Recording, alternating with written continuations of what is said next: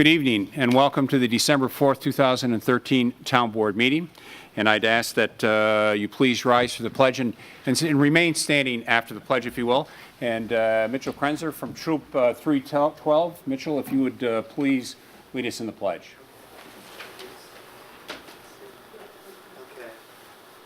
I pledge allegiance to the flag of the United States of America and to the republic for which it stands, one nation, under God, indivisible, with liberty and justice for all.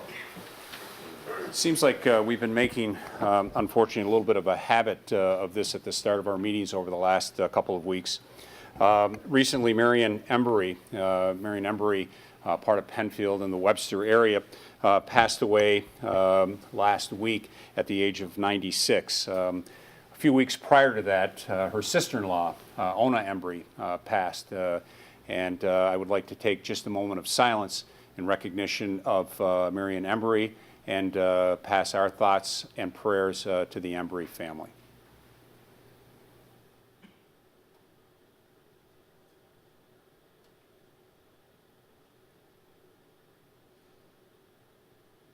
Thank you.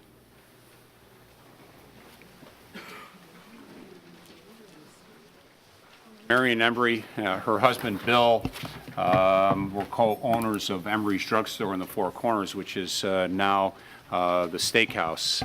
And a lot of people, I'm sure, over the years visited that particular facility. And so certainly a lasting mark within the Penfield and Webster communities. We start our meeting off tonight with a public hearing. We have one hearing this evening. Excuse me, I've got ahead of things. So before we do our public hearing, I'm going to call on our scout that led us in the pledge, Mitchell. If you would please come forward. I understand that you do have something that you would like to present to the town and the town board. All right, we're going to have Councilwoman Paula Metzler, and I think there's some relation here between the two of them. There is. We're not supposed to have our favorite troops, but with three nephews in Troop 312, I kind of have a little bit of a soft spot for Troop 312.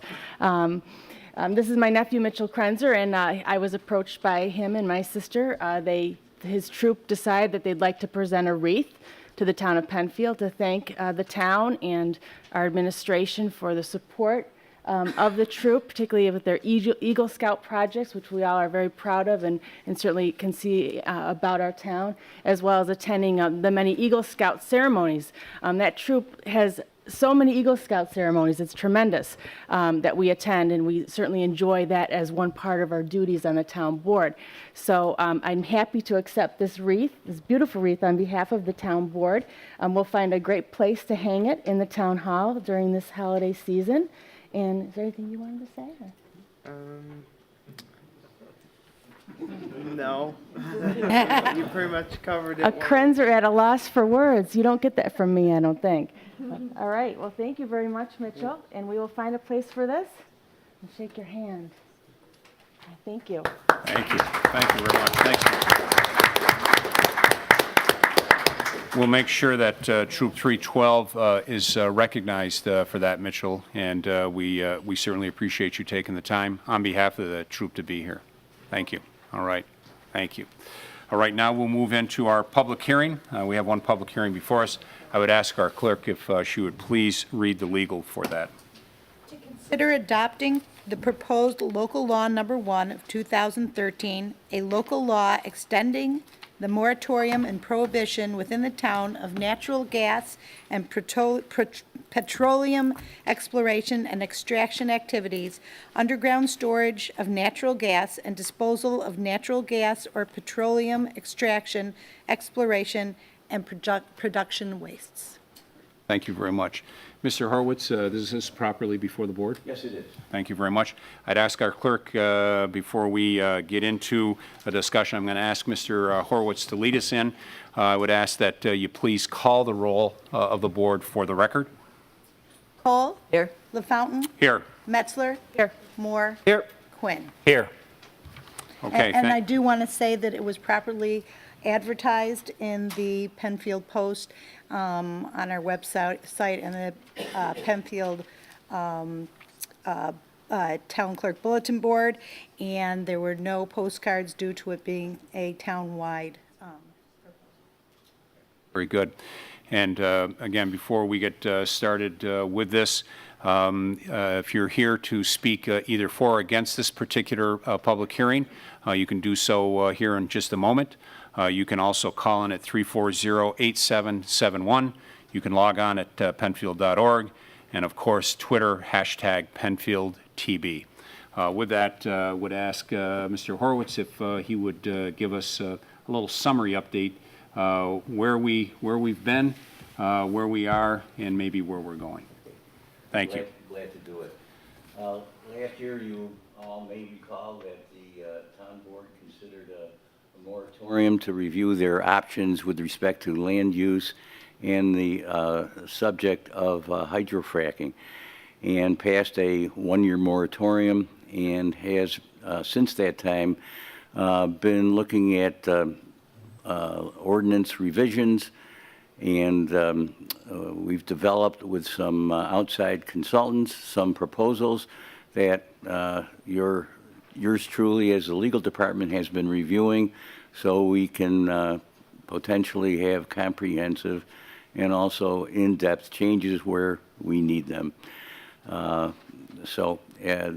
This year, this particular proposal is to extend that moratorium for approximately another year, and it's hoped that sometime within 2014, the town board, after review of its options and the due diligence, will pass some legislation for the good and welfare of the community, one of which could be a ban on hydrofracking. So that's where we are, and that's what we'll be doing in the next year. Board, any questions or comments for Mr. Horowitz at this point? Okay. So we will open it up to the public. There has been, I'm sure, a number of people that have signed up to speak. If you did not sign up, that's okay. After those that have signed up speak, we'll have the opportunity to get all of those that would like to speak either for or against this particular item. And with that, I would ask our clerk to start. Anna Sears. And if you would just give name and address for the record, please. Yes, thank you. I'm Anna Sears, a resident of the town of Brighton and co-founder of Our Cause, Rochesterians concerned about unsafe shale gas extraction. To date, in Monroe County, the towns of Brighton, Rush, Mendon, and Parenton have all adopted bans on fracking and its ancillary activities. The city of Rochester, like Penfield, has a moratorium in place. As a Brighton resident living close to Penfield, I was thrilled when the town adopted a fracking moratorium. This evening, I encourage the town of Penfield to extend this moratorium and adopt a ban. This will help create a larger block of protected Monroe County municipalities, making their laws that much stronger. May I take this opportunity to ask if you would encourage neighboring towns and the county to do the same, making this block yet larger and stronger? Every little bit will help. The dangers from fracking go far beyond drilling. The one that's probably the most concerning is the disposal of toxic fracking waste. Some of Pennsylvania's fracking waste is being delivered to New York landfills and is being spread on roads. I brought a copy of today's article from Capital New York, or Capital Pro. Environmental group warns of fracking waste on New York roads, and I quote, despite a moratorium on fracking in New York State, more than a dozen municipalities have received state approval to spread a fracking byproduct on their roads. An acquaintance writes, related to the spreading of fracking waste on roads, on a return trip from Syracuse on the Thruway last month, I encountered wet pavement. After a few minutes, all our throats and sinuses were burning. didn't see the the tanker until it turned around near Utica heading west. So we're talking public safety, public health issue. Although your local law number 1 does prohibit disposal of wastes, I wonder if it wouldn't be expedient to include a provision to prohibit spreading of fracking waste on our roads. Again, I'm here to support and encourage your work to protect Penfield from this dangerous industrial practice. And may I hand this in so you have the article? Clerk, and she'll make sure that copies are provided to the board. I'm sorry? If you hand it in to the clerk, we'll make sure copies are provided to the board and the town attorney. Thank you. Thank you, Anna. Thank you. Next speaker, please. Martin Korn.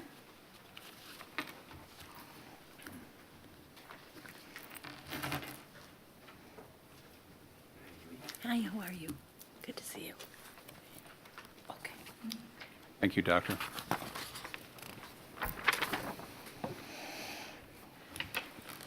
Good evening. Good evening. I'd like to address 4 major hydrofracking concerns of the many that we all have, but just to highlight some things that I think you may already be well aware of, but I'd like to get them on the record. First, 5 to 8 million gallons of fresh water are used for each horizontal frac. About half the water is recovered, but in a highly polluted condition. The rest remains in the ground. Our planet is increasingly water poor, and water is not a renewable resource. We can't afford to squander it or risk its permanent pollution. Second, the natural gas produced is mainly methane, a fossil fuel. When burned or released in the fracking process, methane can greatly increase global warming and climate change because it is at least 20 times more potent than carbon dioxide, which we know is responsible for a good deal of the global warming that's occurring. Third, we are a representative democracy. Although fracking offers some communities short-term financial gains, the needs and long-term safety of the majority demand that we bypass the seductive and hazardous attraction of fracking and move to a renewable, sustainable energy future. And I believe it is the responsibility, the serious responsibility of members of a town board to protect the interests of the majority. And I know that each of you has been doing that. Fourth, the negative impact on property values when fracking activity is nearby has been well documented and is summarized in the article I sent to Mr. LaFountain on December 1st, 2013, and I believe has been distributed to each of you. I hope you'll read it in detail. It has a great deal of information in it.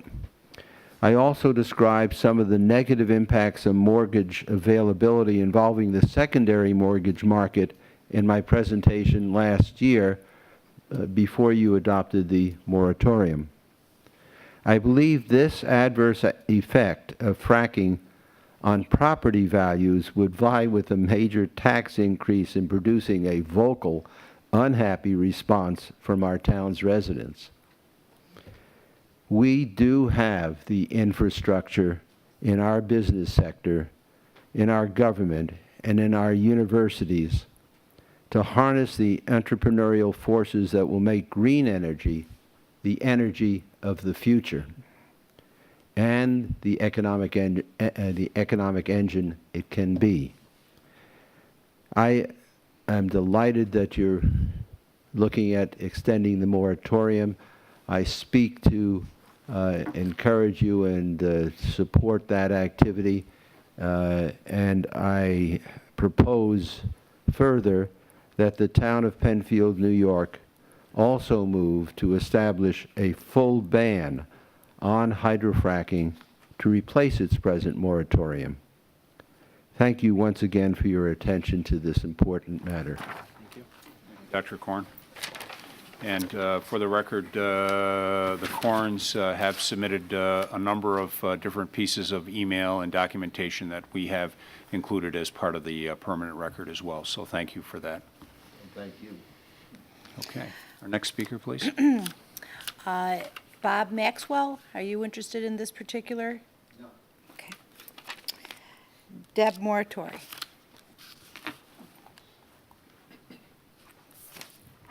Hello, I'm Deb Murator. I live at 3 Penview Drive. I've lived in Penfield since 1981. I'm one of the original people that brought this to your attention to ask for the moratorium. So obviously, I'm still in favor of it. I want to, thank you guys for, really looking at this and reviewing it and, extending it. And again, encourage you to, proceed with a ban. I'm not going to go over all the facts and figures. I'm sure you all know it, but I just want to say this. My parents brought me up to give back to the community, and my way of giving back to the community is doing environmental issues and trying to be for things. So, one of the things I'm for is zero waste, alternative energy, these kind of issues. So I just really want to encourage the town of Penfield has done, I think, a real good job in preserving some land and doing different things with sustainability and stuff. So I'm very happy about that. And I just wanted to say thank you. And again, encourage you to do the ban. Thank you. Joseph Callan.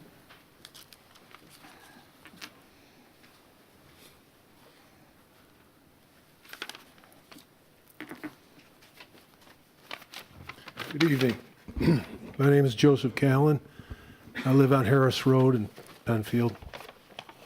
And I appreciate the offer or the opportunity to advocate for the extension of the moratorium. I believe that climate change is the singular issue facing our generation. Above welfare, above gun rights, above immigration, and above health care. Even as I speak, a large Arctic blast is descending deeply into Southern California that is predicted to harm the grapefruit harvest.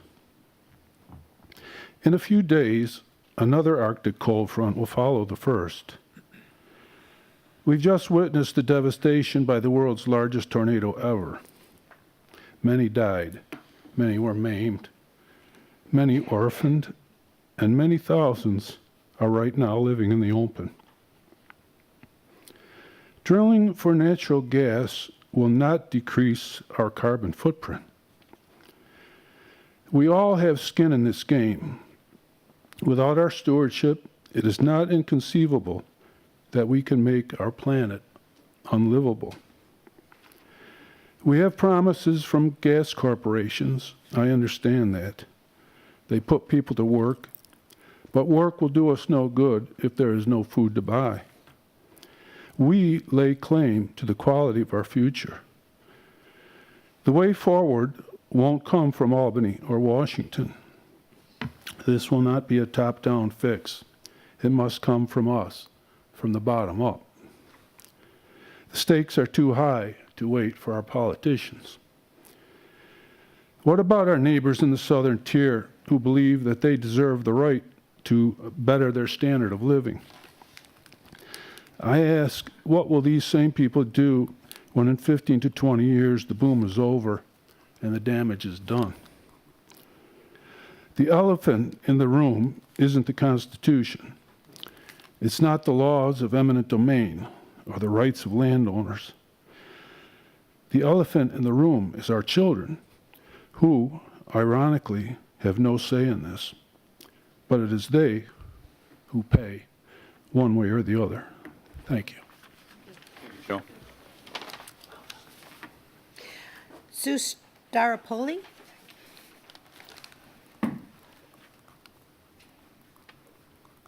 Hi. Thank you. I appreciate this opportunity. My name is Sue Staropoli, and I live on in Penfield on Panorama Trail, and have been here about 6 years now. And I don't have a lot of a particular prepared script, but what I wanted to speak was from my heart. A year ago at this time, I was in Ecuador living with the indigenous people in the rainforest. And as I experienced the harmony, the connection, the oneness with all of creation that they live with. And I imagined at one point I was at home when I came back and I was reading about the fracking, and I was just envisioning drilling into Mother Earth. My heart just broke. And I thought, this is the earth that sustains us. This is the earth that gives us life. And to imagine drilling and destroying the very life that we have been given. And I've got 6 children and 11 grandchildren. And I again think that was so beautifully stated, the man before me, about what kind of a world do we want to leave to our children and grandchildren. You know, and I'm so conscious that it takes huge courage at this time in our history for individuals to speak out, for politicians to speak out, perhaps, in opposition to the big business power, and for towns to stand out, to take a stand. I was with elders in the rainforest who are taking a stand to protect their land from the oil industry who was coming in and destroying the indigenous communities. So as I watched him take a stand, I thought the least I could do is take a little time tonight to come to take a stand for what our values are in the world that we're leaving to our children. I think fracking is certainly not been proven to be safe. And in these times of climate crisis that was, again, been so well described earlier, we need to foster renewable sources of energy, not to increase our demand for more fossil fuels. So I invite you as a board and us as a community to be bold, to be courageous, to take a stand that may not be understandable to big business or to some of the other powers that be, but it takes great courage, and I encourage you and support you and hope that you will, for the sake of the long-term future for our children and grandchildren. Thank you. Thank you, Sue. Mel Callan?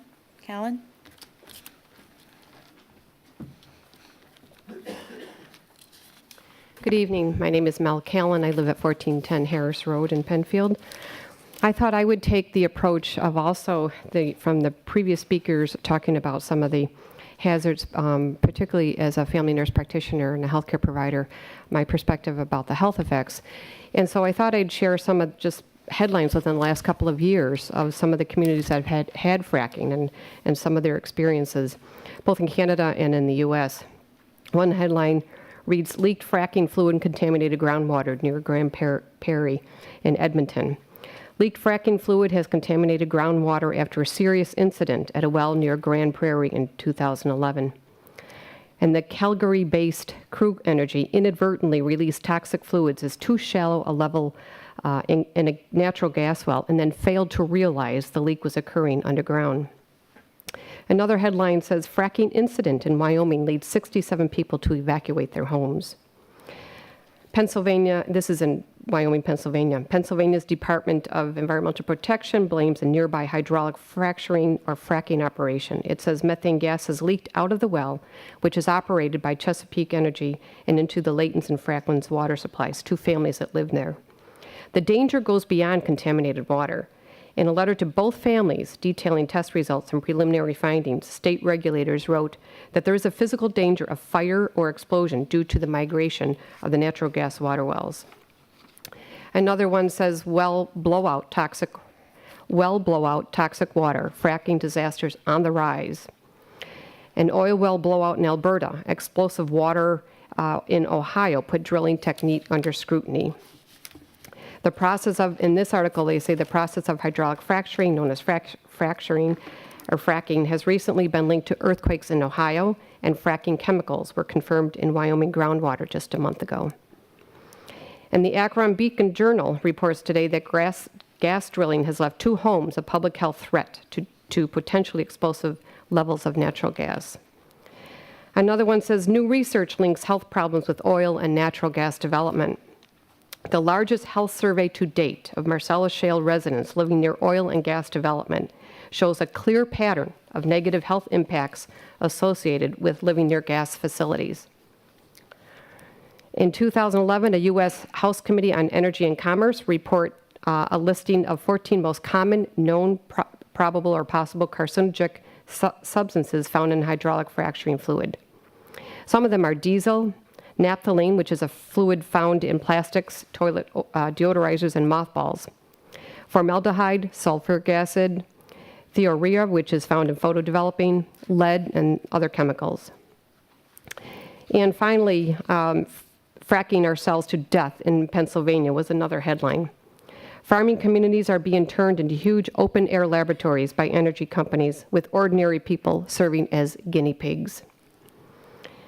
Whether they live in Texas, Colorado, or Pennsylvania, their symptoms are the same: rashes, nosebleeds, severe headaches, difficulty breathing, joint pain, intestinal illnesses, memory loss, and more. In my opinion, says Yuri Gorby of Rensselaer Polytechnic Institute, right near Albany, what we see unfolding is a serious health crisis, and one that is just beginning. So, like the previous speakers, I support not only the ban, but encourage you to consider, and support the moratorium, but encourage you to consider a total ban in this process.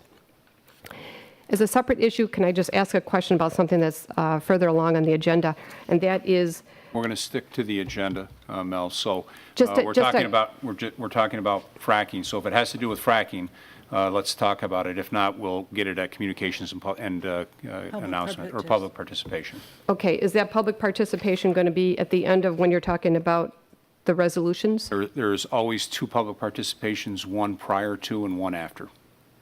Okay, I'll ask the question then at public participation. Thank you. Thanks. Thank you. Joyce Herman.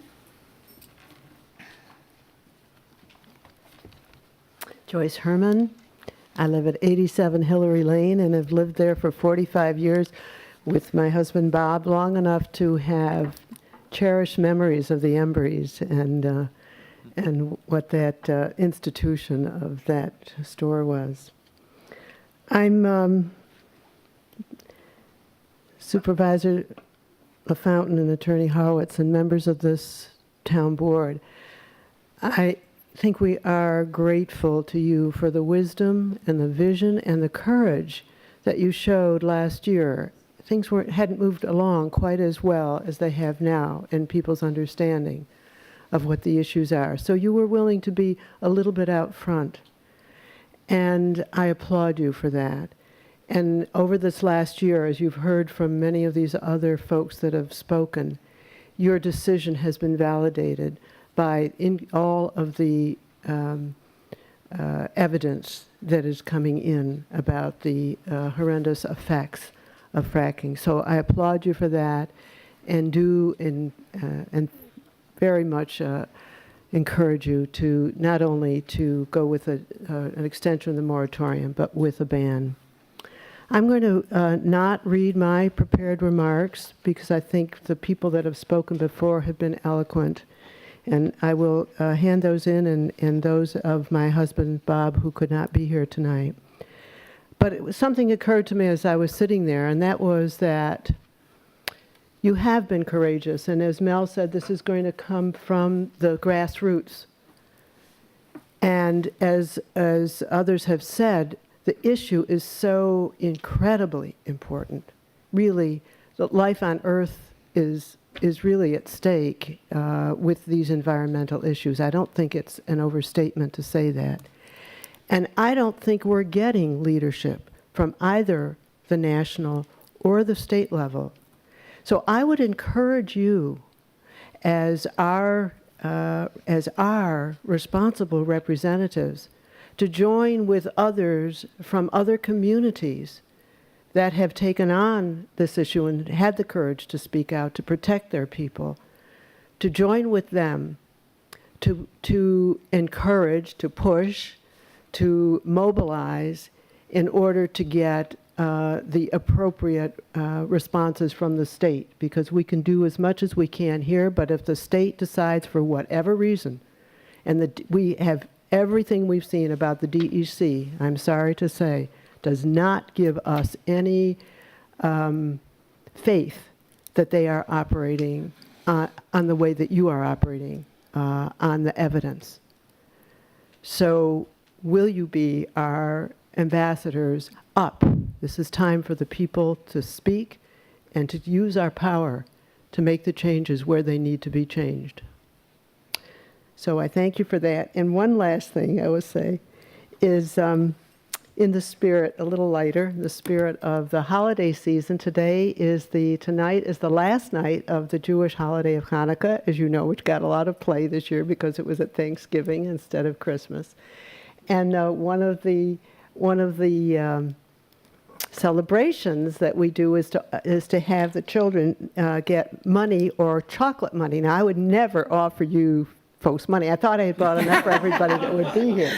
But there was such a big crowd. But I'd like to just leave over here a pile of chocolate gelt, it's called. We always accept chocolate. Thank you, Joyce. Thank you very much, Joyce, and give our best to the judge, please. Okay.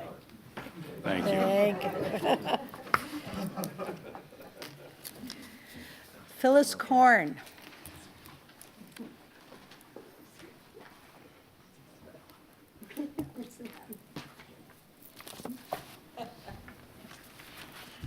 I love the Hanukkah gelt. I too want to thank all of you who were part of the decision to bring a moratorium to the town of Penfield. We've just virtually almost just gotten up from the table from our Thanksgiving feasts. And as I looked around our Thanksgiving table at our 3 children, all who grew up in Penfield, and 7 young grandkids, and all of those families, I thought about what kind of world we are leaving for them. How are we leaving this planet? And it's in that spirit that I come to speak with you tonight. I'm Phyllis Korn, 71 Hillary Lane. We too have lived in this community for some 45 years now and appreciate what Penfield has brought for our family. This Penfield board, after clearly listening to the arguments presented by Penfield citizens a year ago, adopted a fracking moratorium. Since last year, other towns and municipalities in Monroe County have bans or moratoria in place. Brighton, Perrington, Rochester, Mendon, and Rush. And there is some movement supporting bans or a ban in Webster. One important consideration a year ago was the heavy toll that fracking vehicles would take on our town streets and highways. That risk, of course, remains should we allow fracking in this town. But in addition, we now know that the spreading of fracking brine on Penfield's roads would constitute a risk of spreading hazardous chemicals in the air our residents must breathe and in our groundwater. Even more important, should we allow fracking in the town of Penfield, there would be deterioration of air quality and the potential for water contamination. It's very hard right now to ignore the constant heavy lobbying by the gas and oil industries, urging us to just think about it, and just think about the so-called clean energy that we could reap so effortlessly if we simply allowed shale gas drilling. We need to look beyond those slogans. We need to see the true costs to our town if we allowed the pursuit of this financial mirage. Boom or bust economics, decreased property values, this has been spoken to by others. Globally, the environmental costs to our planet's health are incalculable. almost all of us are far more ready to acknowledge the reality of a warming planet than we were a scant year ago. The stark reality is that global fossil fuel emissions have accelerated. We are quickly approaching a point when this planet can no longer sustain what we're doing to it. Right now is the time for us as citizens of Penfield to step forward as good global citizens. It's time now to convert Penfield's fracking moratorium to a Penfield ban on fracking. Clearly, I support extending the moratorium, but only as a temporary step until Penfield can enact a ban on moratorium. Thank you. Phyllis. I believe the ones that I have left are for public participation. Is that true? Is there anyone else that would like to come up and speak on the public hearing? Thanks, Jeff. Number 3. Thank you. I'm Priscilla Peterson. I'm a resident of Parrenton at 49 Winding Brook Drive. I'm also a co-founder of the Citizens Alliance for a Pristine Parrenton. And I'm here to say thank you very much for the work that you have done, for the encouragement that you have given to other communities, and to tell you how very much we appreciate your stance on your moratorium. We encourage a ban on fracking and all of the devastating things that it is doing to our planet, which have been stated so well by others. So I come to say thank you, neighbors. And Priscilla, could you please spell your last name since I don't have a... E-E-T-E-R-S-E-N. Thank you. Yes, lady in the back, and then after this next speaker, Jeff Burns.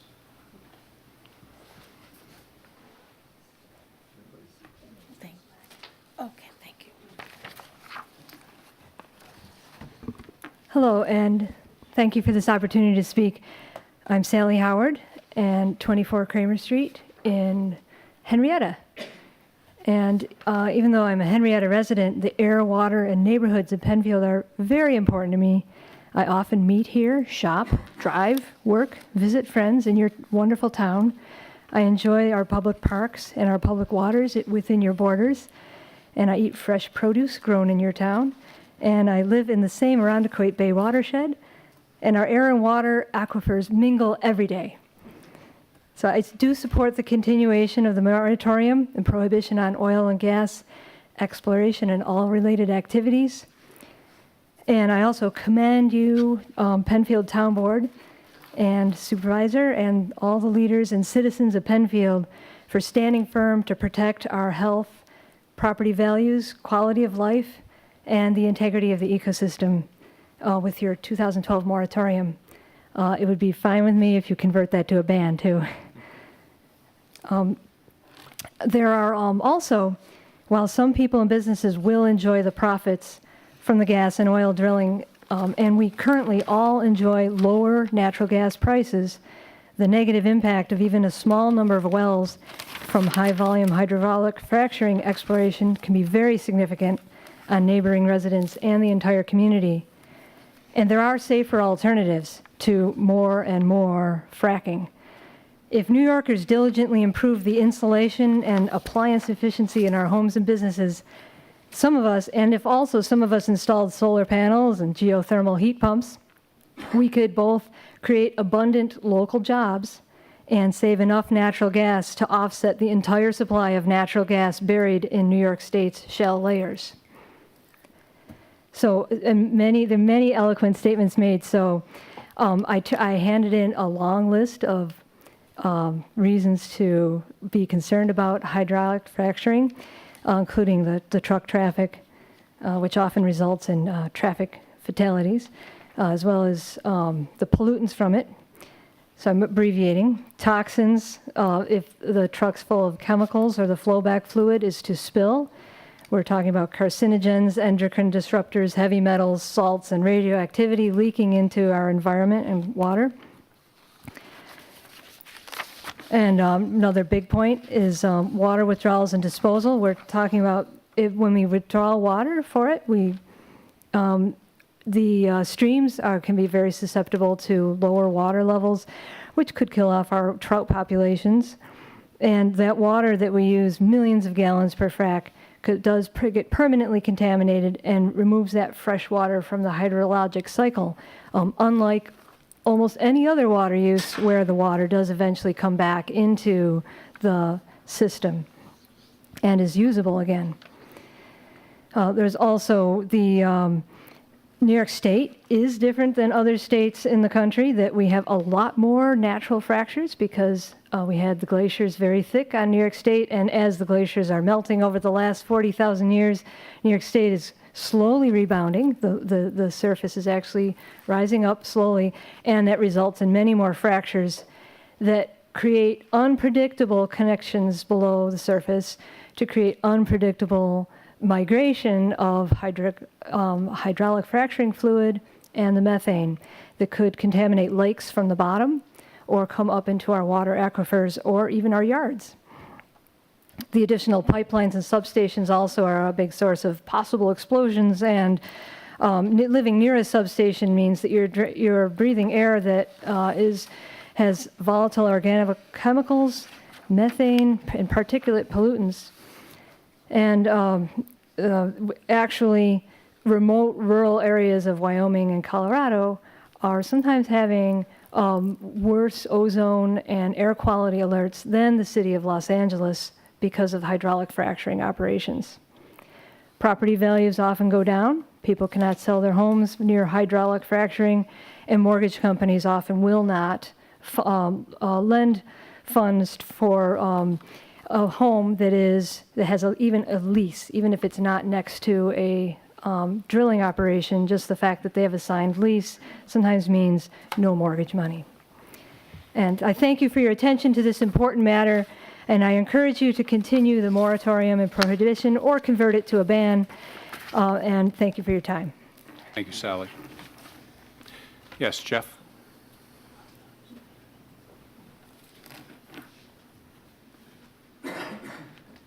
Hi, my name is Jeff Burns. I live at 39 Scarborough Park in Penfield. I would like to offer my support for continuing the moratorium as well, and support for looking into a ban in the future. But I also want to point out that neither of those actions may be enough, and that the town should consider ways that they can do more, that the town can do more. I don't know if Richard is familiar with the case that came up in Dryden, New York recently, where they were trying to do a ban there along with several other towns in New York. And the drilling companies challenged that ban and claimed that the towns did not have jurisdiction over their own towns to do such a ban. Where it stands now, the case was won by Dryden in the state Supreme Court in New York, but that could be challenged and go further. So I would ask that the town board please look into ways that might file, now I'm not an attorney, but an amicus with other cases that may come up with other towns, so that we're not working on as a single town, but that we work with other towns so that we have a stronger front in this manner. Some people think that fracking is someplace else, or that it's not less of a danger in Penfield because currently most of the fracking involves Marcellus shale. But that's just the beginning. The shale that's underneath Marcellus is Utica, and that lays within our area. It's underneath Penfield. And Utica shale has far more gas than Marcellus, so it's just a matter of time. And they are starting to drill for Utica shale in Pennsylvania and in several other states. Some people point to Pennsylvania as getting all the benefits from shale right now, the jobs and the things like that. However, all you have to do is look at the history of Pennsylvania and see what they've done in the past concerning coal mining and all, and the state that was left when the coal miners left. Every day, right now, from abandoned coal mines, 300 million gallons of polluted mine waters enter Pennsylvania streams and rivers. And I've been to some of these places, and there's flows of water that are orange, and nothing grows in there. There's no fish, there's no nothing. Pennsylvania is getting the early benefit, and they're rushing into this. That gas isn't going to go anywhere in New York, and there's no reason that we have to rush into this. I had always thought gas was a clean energy in the past, but the development of it through fracking creates far more waste than the benefits right now. Maybe in the future there'll be a way of getting it safely out. I'm hopeful that maybe the technology will be available, but it's not there now, and I think it's a long ways off. I think Pennsylvania is an area where we're going to see what the ramifications of this are, and I really appreciate that we don't rush into this. Thanks. Thank you, Jeff. Is there anyone else in the audience that would like to address the board on fracking? Mr. Peters, the one and the only James Peters, good friend, former colleague on the town board, and all-around good guy. I came, I must speak. Jim Peters, 39 Bella Drive, Penfield, New York, 145. Now listen to this, 14526. No philosophy. I just wondered, I want to make sure the words are correct, and I'm sure the council will take care of this, that both the moratorium and the ban, if you continue this direction, has verbiage so that our neighbors can't do the fracking and horizontally enter Penfield. As we know, present fracking techniques allows for humongous amounts of distance horizontally, so our friends in Wayne County could frack and they could pull it up Penfield. So that's all. Thank you. Thank you, Jim. Anyone else to speak for or against extending moratorium and or adding banding? Okay. I would ask board any questions, comments to our town attorney on this item? I would like to just take an opportunity to recognize Mr. Horowitz. Over the last year, I know Mr. Horowitz has spent a lot of time with David Schlotsky, the consultant out of the Ithaca area, and Mr. Schlotsky has provided a lot of materials. He has reviewed our entire code, policy, local laws, and what have you, and has provided a lot of feedback back to the town. And I know Dick has started to go through that aspect of it, and but Dick has really taken this and got his arms around it, and to help the board understand the dynamics more than just the fracking, but also the impact that it has roadways and all of the other related items overall. So we appreciate those that came out tonight. Before we close the public hearing, just a couple of those that were not able to be here. As I mentioned earlier, the Corns had submitted some previous materials. Judge Robert Herman indicated that he could not be here, but supports the moratorium and would like to see a ban. I know that Sally was here, but Sally provided information to the board, and that's part of our record. Nedra Harvey wanted to make sure that she was on record, indicating that she supported the moratorium and the ultimate ban on hydrofracking. Crystal Doyle, again, submitted a letter, asked that this be made part of the record. Also concerns not only supporting the moratorium, but encouraging a ban, and then also concerns regarding trucks, toxins, water withdrawals and disposals, wells, fractures, property values, pipelines, and substations. So that's all part of the record as well. And then we did receive one email prior to the meeting tonight that came into our PCTV downstairs. Corey Pickett from Jackson Road, unable to make the meeting tonight, but he wanted to go on record to strongly oppose hydrofracking and to support the extension of the moratorium and really encourage overall ban. So all of that is part of the record. I'm sure we'll receive some additional comments over the next few days, weeks. Next steps is that the next opportunity the board will address this will be at our one of our next public or legislative sessions. The next legislative session is in 2 weeks. Certainly one of the things that we also have to get as part of the whole process and legally part of the package is a 239M form from the County of Monroe that essentially says that either they have an interest in being the point on it or back to the town. In the past, they've indicated that the town was that point. I would anticipate that when we receive that back from them, they'll again designate Penfield as being that point. But the way the process reads is we've got to have that in hand prior to taking any action. So we hope to have it for our next legislative session. If not in 2 weeks, then in 4 weeks. And then again, we would look to extend the moratorium, and then from there give Mr. Horowitz and the board and David Schlotsky an opportunity to continue to work through the paperwork and data that was submitted to the town. So those will be the next steps. Supervisor LaFountain, I Yes. do want to add one other name to the list of those who would like to encourage the maintenance of this moratorium, and that's Susan Hughes Smith. Okay, great. So we'll make that certainly part of the record, and any materials that has been submitted that will be copied for the board and Mr. Horowitz as well. Okay.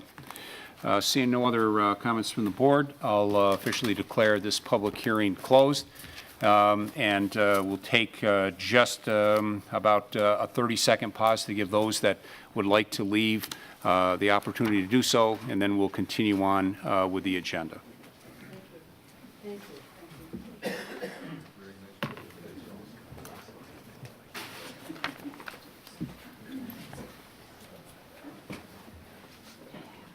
Yes.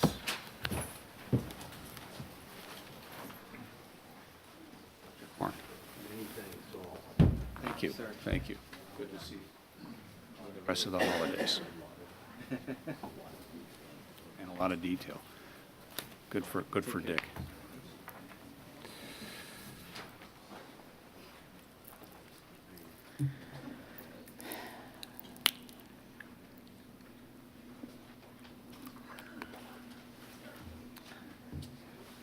As we await Mr. Quinn, Councilman Quinn, to return, again, several ways or several opportunities to address the board.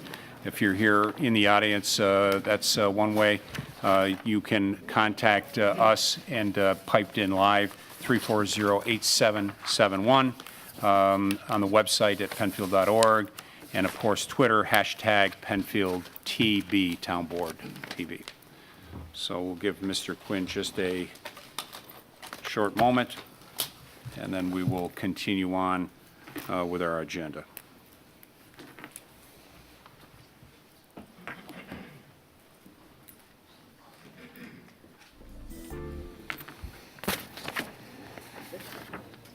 Okay, we will resume the meeting. We'll pick up with the agenda. We'll start in with communications and announcements, please. Supervisor, before that, I would just move that Roman numeral 5, additions and deletions to our agenda, be taken out of order. I would request that at this time. Is there a second for that? Second, Mr. Supervisor. Okay. Before I call the roll call on that, I'll take just a moment and I'll indicate that I'm going to vote against moving this out of order, and the reason for that is regarding a particular resolution that is being viewed to be withdrawn, and so I will vote no against that, but I will also then go into more detail on my explanation with that. So it has been moved and seconded to move Roman numeral 5, additions and deletions, as our next item. It's been seconded. Roll call vote for support of that moving. Cole? Aye. LaFountain? No. Metzler? Aye. Moore? Aye. Quinn? Aye. 4 ayes, 1 no. In light of that, Mr. Supervisor, I now move to, with respect to Resolution 13T-219, proposed resolution entitled awarding contract for snow and ice removal for residential roads. I move to withdraw this resolution from the agenda and permanently strike it from our town board agenda. Supervisor, I will second that motion to permanently withdraw it from our agenda. Thank you. Good. And again, before we call roll call on that, as I had indicated, I will be voting no against that withdrawal.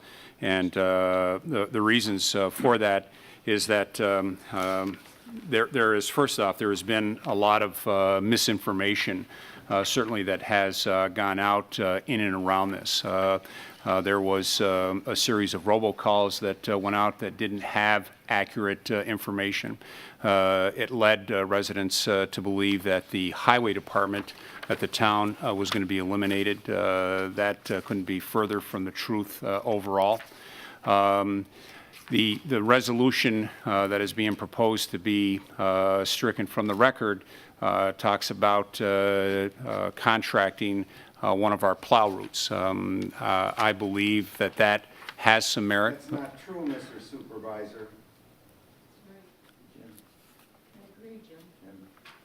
So I will extend the same courtesy to everyone that wants to speak on this matter, and I would request that everyone have that same right to be able to do that. So to continue, I believe that it was designed to be a pilot program. I believe that there was some merit associated with that. As we continue to take a look at ongoing costs associated with running local government, we have to take a look at certainly the big picture, ongoing healthcare costs, ongoing pension costs.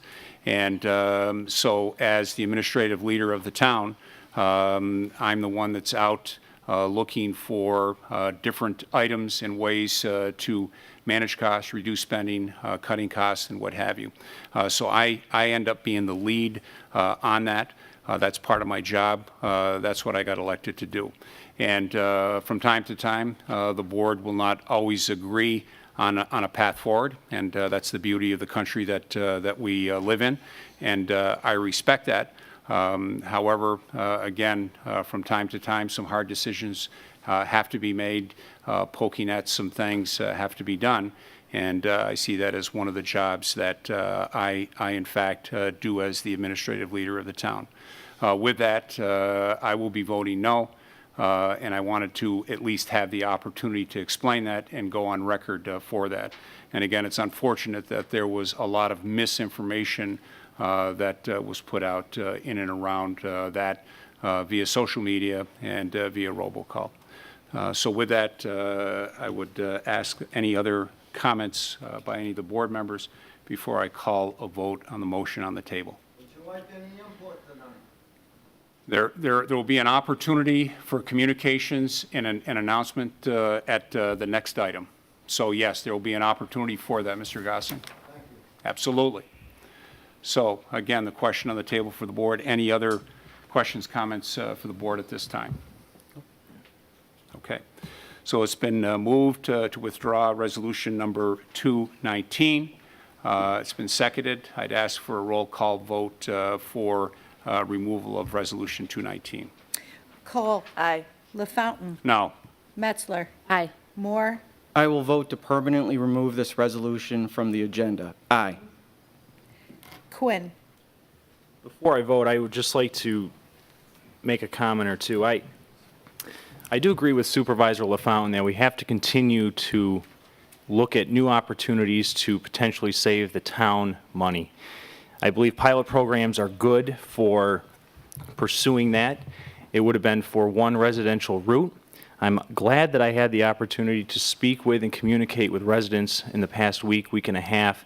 First, to help dispel some of the rumors that were out there, but second, to remind them that I also have the same high regard and respect for our highway personnel. I also love driving on Penfield roads, and I would do nothing to compromise the safety or the quality of services that we have here in Penfield. With that being said, we also have had the opportunity over the last week and a half for the supervisor to work more diligently with the highway department management team. And they've come to the conclusion that over the next year, 2, 3 years, there is an opportunity, we believe, to continue that services, continue the quality of services at the current rate without having to pursue outside contractors at this point. With that being said, tonight I will support withdrawing this resolution permanently from the agenda. Thank you. I vote aye. Okay, that is 4 ayes, 1 no.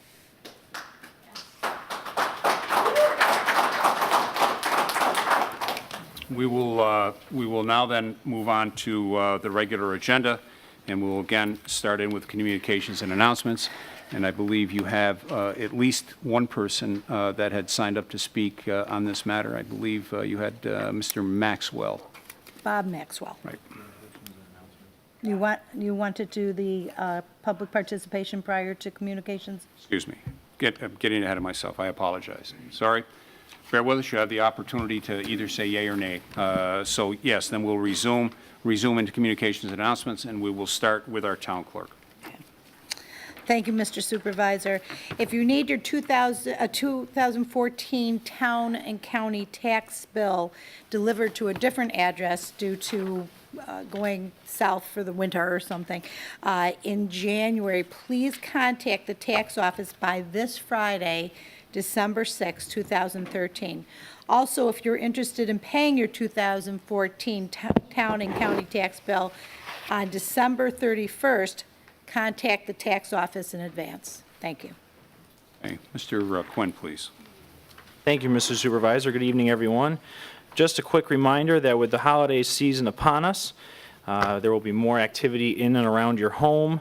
Also, some abnormal decorations like bringing a tree inside. Please be safe and mindful of fire and other possible hazards in the house.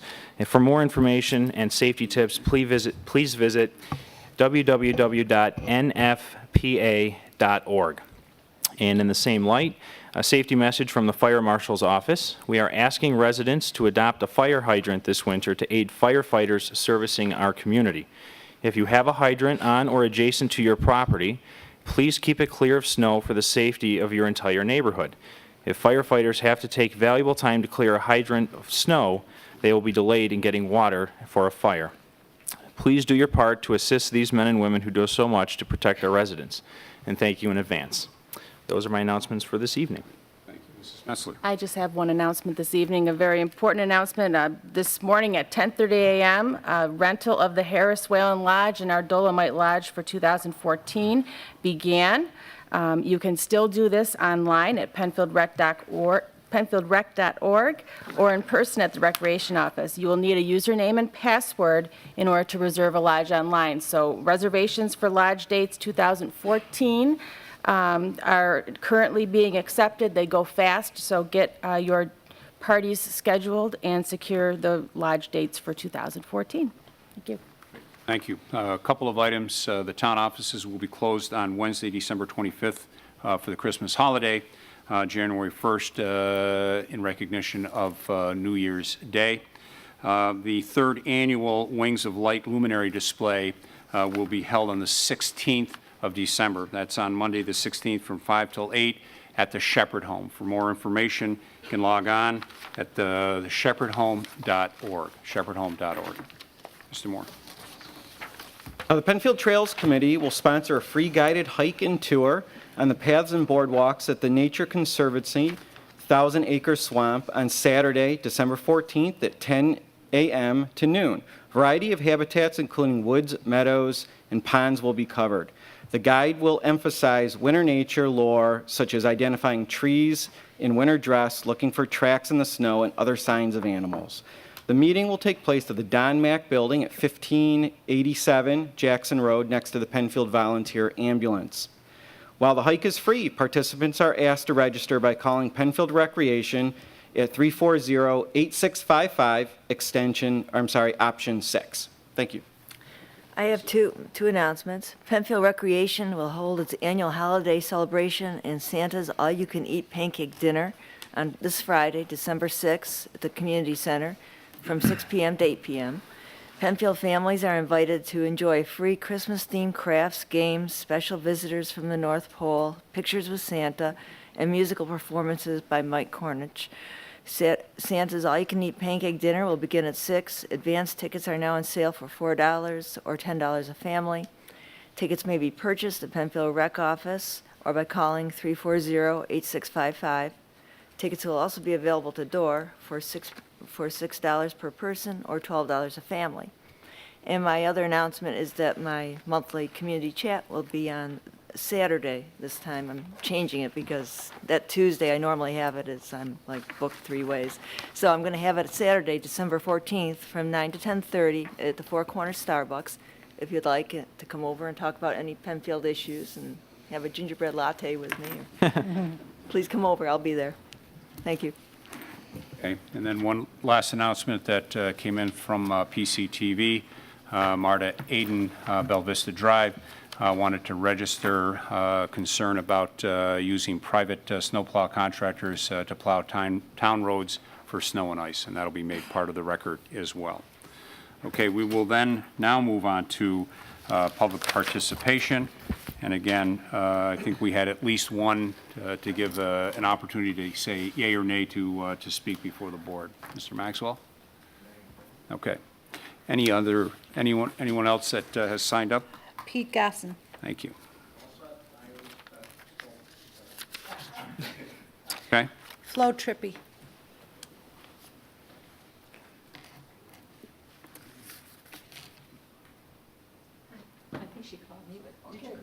I called Flo Trippi. Flo Trippi, yes. We'll get after that. Also, if we haven't hit everyone else, then you'll have the opportunity. But we'll go through the sign-ups first. Flo, welcome. Thank you very much. First of all, congratulations to all of you on that resolution. I felt that it was very important. I do want to explain who I am and why I'm here. My name is Flo Trippi, and I serve as the Western Region President of CSEA. I do not have a prepared statement, so I do apologize to the clerk and to the board and to the supervisor, but I do have a few things to say, some of which has changed in the last 10 minutes. I really wanted to talk to you about obviously the potential of outsourcing the snow plowing here in the town of Penfield. I listened tonight to many of the folks that were here that have already left about the fracking issue, and it dawned on me at that particular point that the reason that we were here tonight is for those people who live in this town, who have been loyal citizens of this town, and you know why they live here? Because they get the best quality of service. Because the things that basically, and I'm going to speak specifically about the Penfield highway workers, do for them, give them good quality of life. They know the area, they've lived in this area, they've worked in this area, they know it. And so they're going to give the best kind of service that anybody could ask for. And we need you to recognize that. I read and I approved the robocall that went out. I don't ever remember any lies in that robocall. I remember trying to make the community aware that there were problems if you go to contracting and outsourcing out that service. That's all Flo, we were just trying. for the record, I never said lies. I said misleading information. You can call it what you like, Mr. LaFawn. As Yep, far as I'm concerned, I it means understand, the but I same just want to thing. make sure that Thank you. the record is straight. I Yes. did not say there were any lies in that. Okay, because and I don't believe we gave misinformation. The kinds of things that we talked about, and we have been talking about, is the quality of service for the town of Penfield. Yes, I proudly represent the workers, the Penfield Highway Department workers. I will stick up for them any chance I have. I will tell you that we've had experience when you outsource out public service. We've had lots of experience with it. We know what happens when contractors get into a town. We know that there's no accountability back to the town. We know the kinds of costs that automatically increase after you make your contract where they've promised to give you low prices. You have already something here that is so phenomenal. Why would you want to change that? And that's my problem. Now, as far as these workers, as I said, I will stand up for them forever, and I will stand behind them because they deserve it. There is no way that they're asking for huge raises. They're not asking for the $37,000 that the sheriff is asking for so they can't pad his pension. These are people that work damn hard for their living. And I'm going to tell you something, I will support them 100%.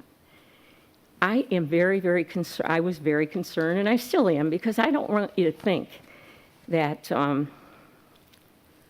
that I'm just here because of the workers. I'm here because of the residents of Penfield. And that was so reinforced tonight by these people that talked, that were so concerned about what's happening to their town and what would happen in their future. And that's where we are also. We want the best for the town of Penfield. I think by the resolution that you defeated tonight, I think you have made that first step. And I thank you very much for that opportunity to speak to you. I do want to commend again our people who have stuck together, who are members of CSEA. As I said, I take great pride in the fact that these are our members and that I know many of them. I've known them for years. And like I said, don't say anything bad about them in front of me, because you'll have me to contend with. I thank you very much. Thanks for coming out, Flo. Is there anyone else that has signed up? No. Okay, Elsa. No, you'll have an opportunity next. This Elsa, is just you've got the Elsa floor. Schaefer, 47 Brome Drive, Penfield. A small correction about that hike that's coming up at the Thousand Acre Swamp. Actually, we've had to change the meeting place. It will not be at the Don Mack building, but it will be behind the ambulance base. There were a little bit, some parking problems and so forth. So the meeting place for that hike, and we will be putting out an announcement about that. The meeting place is behind the ambulance base. Mr. LaFountain, can we make sure that that's reflected on the town website? Absolutely. Thank you. Thank you for bringing that to our attention. Todd, please come forward, please.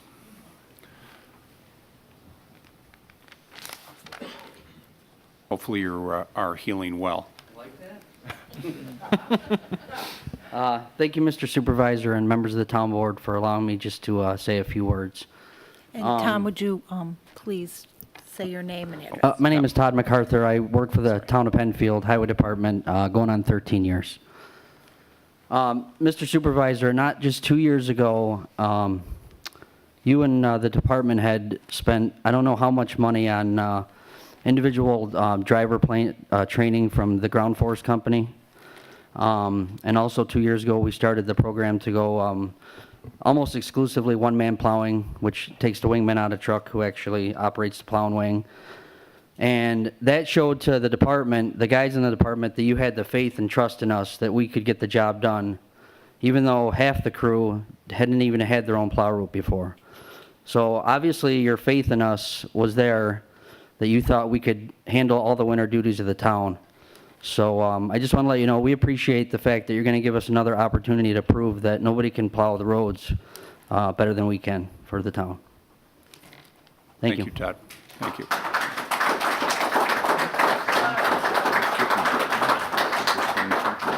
Is there anyone that has not, Mel Callan, please? Mel Callan, 1410 Harris Road, Penfield. Just a couple comments. One is about the resolution that was just approved to withdraw the stated resolution in the agenda. A question about process, but also a comment about your comment, Tony. I've been on the periphery of this issue, didn't know about it really until I got the robocall. But in the robocall that we got, I didn't hear, not only from that robocall, but from even comments that I got from people calling me, asking what I knew about it, about any indication that the town was thinking of getting rid of the highway department. So I don't know where that comes from, but it certainly wasn't on the robocall that we got, and I think it's the same robocall that everybody else got. I am pleased that you agreed to withdraw that resolution. But in terms of process, Councilwoman Metzler, you had proposed that resolution to withdraw. And Tony, we heard from you and from Rob about your rationale for your decision. I just think no matter what the issue is, if there's a proposal for a resolution, especially to change what's on here, it would be helpful to have the rationale behind it. Like if I'm at a board meeting in any other organization, when you make a proposal, you're always given the opportunity to speak to your proposal. So it would just help the understanding and the open process to hear from the person who's making the proposal, no matter what it is, and not just with this issue. The only other comment I would like to ask as you move forward in your agenda, when you talk about the authorization to extend the contract with Sand County Studios to prepare for the mixed-use development district, again, this is Greek to some of us. If you could, when you talk about things like this, because I know there's a lot of concerns, particularly about the Manitou Lake mixed-use development, explain what that's about. You tend to know because you're on the board and you have these discussions, but explain what's meant by that. And I know I won't have the opportunity when you're at that agenda item, so that's why I bring it up now, so that people are clear of what's going on there, and what's to be expected after that. Okay. Thank you. Thanks, Mel. Yes, Peter, please come forward.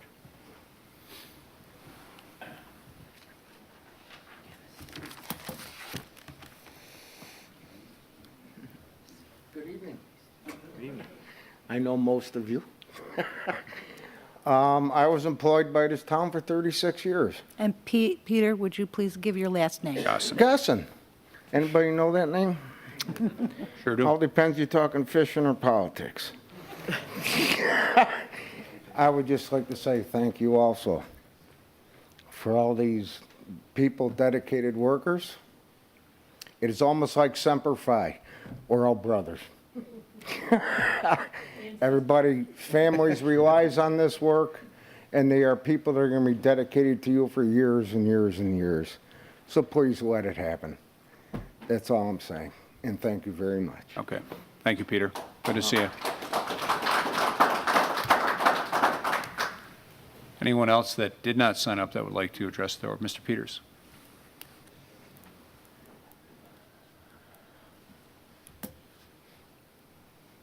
Mr. Supervisor, members of the board, Jim Peters, 39 Bella Drive, Penfield, New York, 14526. Mr. Supervisor, I have to apologize for my outburst earlier. I know the rules. I know I wasn't supposed to do that, but I did, because I'm a pretty emotional guy. That I know, Jim. However, you were saying things or insinuating things that are not in this motion. When I read this motion, and the reason I'm here is I had no idea it was a pilot program. I had no idea it was a trial. As far as I knew, it could be the whole town. You said you had several bids, and the motion says the bids were open and received, and they were as follows. They're not indicated. It doesn't say how much money you've allocated, how you're going to. Let me backtrack a little bit. First of all, I have to agree with Councilman Quinn. I have to applaud you on your efforts for cost savings. I mean, that is your job to find out cost savings. By the same token, I have to admit the only time I really heard good comments about this town from general people was after a snowstorm, and we all know why that is. In any case, there were several other things on this motion that it was incomplete, so I think it was good to be pulled for that reason alone. Because I think there's things that should be in there.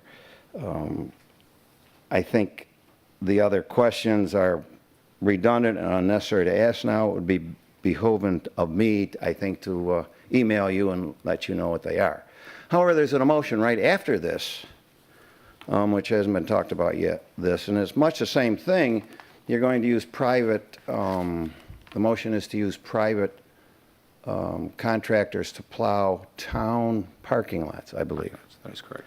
There again, there's some things left out, but in the old days, I think that was handled under the, I'm going to say Parks and Recreation, but now it's all one. So that's obviously taking some jobs away from the present people. My question on that motion then would be, who's to determine, that answer is kind of obvious to me, it's going to be you guys because you're in the parking lots, who's going to determine the quality of the plowing and the salting and things like that? Do you have an audit committee? How are you going to determine the cost savings, et cetera, et cetera? So that's all the questions I would be asking that you think about as you propose motions like this in the future. And again, I apologize for my outburst. Thank you. Just to clarify, Jim, my motion for 219 that carried is to permanently strike it from the record. So if there's any additional comments you have, certainly they'd be academic at this point. That's okay. It'll give you something to think about. I'm sure they'll be brilliant, but just to clarify for everybody, it's permanently stricken. Thank you, Jim. Thank you. Yes, before you do that, we get to get one first-time speakers, Mel, and then we'll get to any second-time speakers. So anyone else that would like to address the board on any item? Yes, Sally? Sorry, Mel? Sally?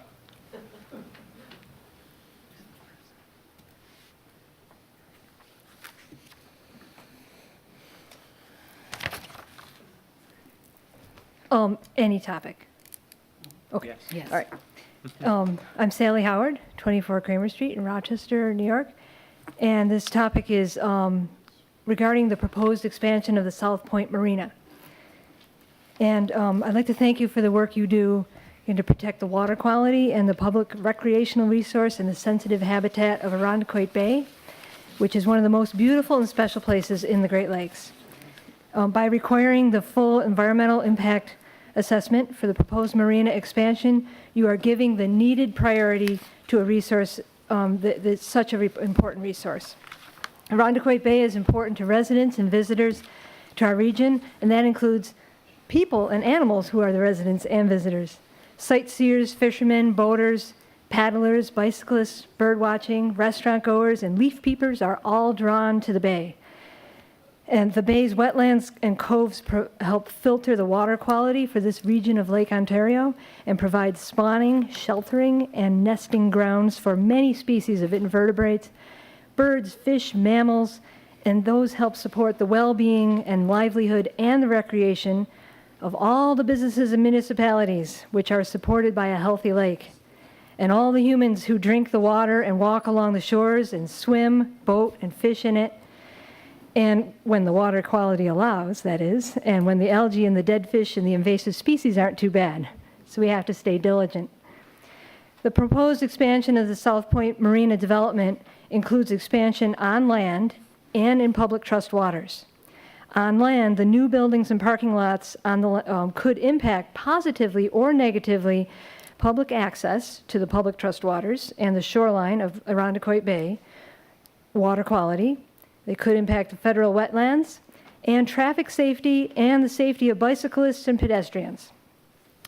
In the water, the expansion of the unknown for sure number of boat slips, which on the website today, on South Point Marina website, said 200 boat slips, as well as the increased boating activity and the maintenance dredging that could also positively or negatively impact public access to the public trust waters and canoer and kayaker safety and fishing and water quality, habitat integrity, and the nearby nesting pair of eagles, which are one of only 3 nesting pairs of eagles on the entire Lake Ontario shoreline in New York State.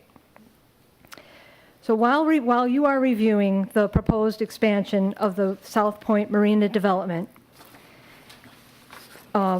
which includes the land and the water expansion, I ask that the town board and the supervisor and pertinent staff continue to uphold important, publicly funded, publicly supported existing scientific studies, existing legislation, long-standing legal precedent that is already in place to protect the public and important public assets, which includes the biological study of Irondequoit Bay, the Irondequoit Bay Harbor Management Plan, both of which recommend no dredging and no expansion of marinas in sensitive areas of the South Bay.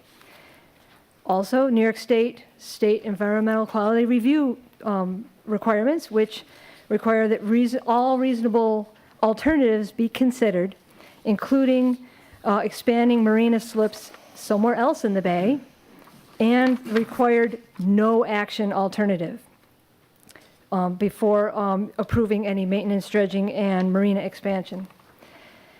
Also, the federal fish and wildlife regulations, which require reasonable alternatives to disturbing nesting pairs of eagles, be taken, and if none of these are feasible, that filing for takings, a takings permit be filed for the all of the projects in that area. And also, the already approved South Point Cove apartment plan does stipulate 2,000 linear feet of public trail and over 7 acres of public land be donated for use of the public on that site. Also, the Penfield Comprehensive Plan and the LaSalle's Landing Mixed-Use Zoning Plan, they have stated goals of encouraging mixed-use development in that area, which creates public infrastructure improvements, protects water-oriented activities, water quality, sensitive environment, and public access. There's also the Penfield Bicycle Facilities Master Plan, which puts highest priority on improving bicyclist safety on Empire Boulevard and similar sites, and to provide safe bicycle routes to retail, restaurant, and recreation areas, which this will be an even more important retail, restaurant, and recreation area with the new developments. The Seaway Trail Guidelines encourage the Great Lakes shoreline to be a preferred visitor destination, very compatible with the other goals stated, through cultural and interpretive signage being posted along the route, and education, providing education and environmental protection for this green route along blue waters. There's also the Penfield Local Waterfront Revitalization Program, which emphasizes the priority to protect both water quality and to provide public access to enjoyment of the bay through water-dependent and water-enhanced uses. And last on my list is public trust principles, which have been long-standing legal precedent for centuries, which uphold public access to and use of the shoreline and navigable waters, and prohibits any private activity which would materially impair the flow, level, the integrity, or the quality of public trust water and tributary water.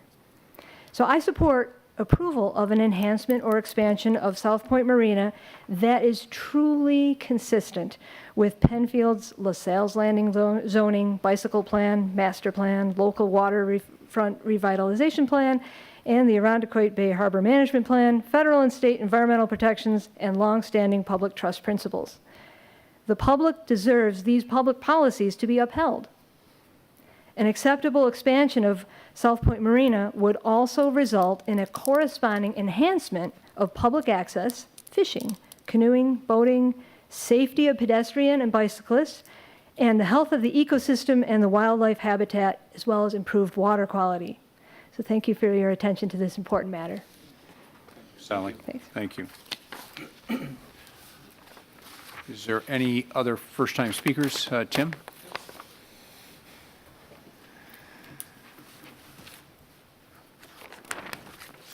Good evening, Town Board. Tim Murphy, 48 Corral Drive. Briefly, I'd like to say also thank you for extending the moratorium, or looking to extend the moratorium and considering the ban on hydrofracking. Terribly important.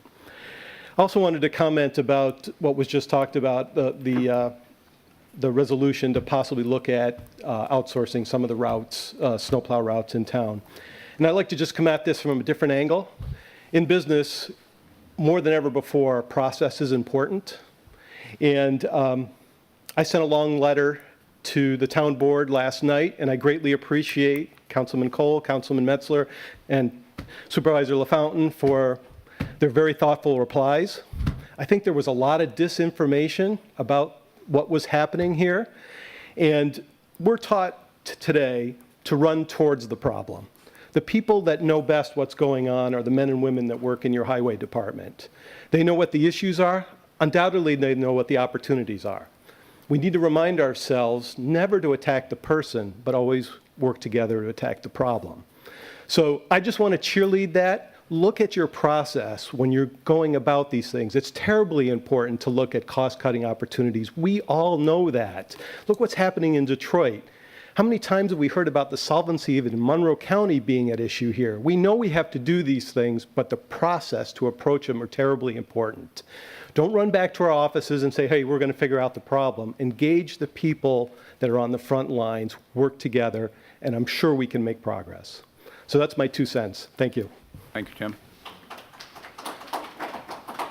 Any other first-time speakers? Okay, then I think Mel, you're next up.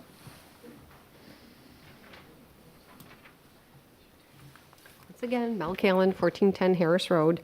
I just come to the podium again because of what Jim said. I guess because I've been on the periphery of the snow removal issue, I asked the question that what was done tonight, it was just affecting the resolution 219, is that right? It doesn't affect 220? No, that is correct. Okay. Then who has been removing the snow and ice from the parking lots? Currently, it's done by the Parks Department, which is part of Public Works. Okay, and so the contract, for this resolution, is it for an outside contractor? That is correct. That is the proposal that is in for this particular resolution.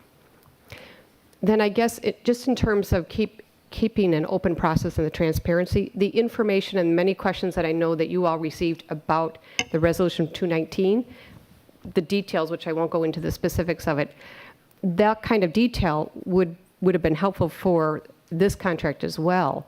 I mean, it may sound like a small thing, but many of us in the town, I think, for agreeing with the comments that have already been made about keeping our own town employees doing the jobs that they have been doing and seeing what's best for the town, understanding the cost-cutting measures that have to be made, but not on the backs of some of our own workers.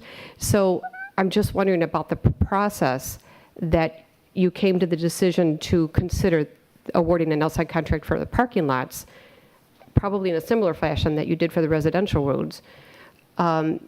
So I guess the bottom line question would, when you come to that issue, can you give more information, specifically the kind of information that was asked of you in all the emails and the letters that you've gotten about the resolution 219, so that people are more aware? And so you're voting on this tonight? Well, it is before the board for a vote. So what happens and how that goes remains to be seen.